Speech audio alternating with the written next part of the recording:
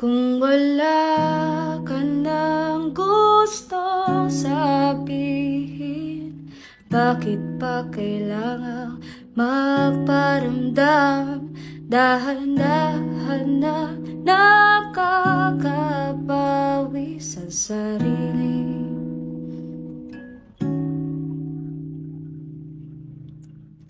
Ilang taon, ilang araw na ang aking ininda, hanggang ngayon nahihirapan.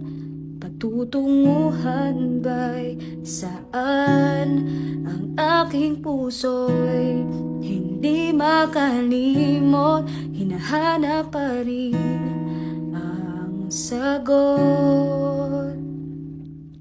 Kailan magkakapag-asa tayo ay makahinga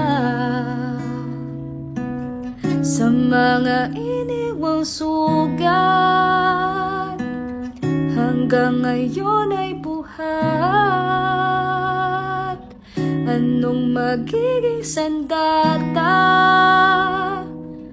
sa masakit na alaala? Kung ito na ang kailangan tatanggapin, para lang puso'y hindi na masakit.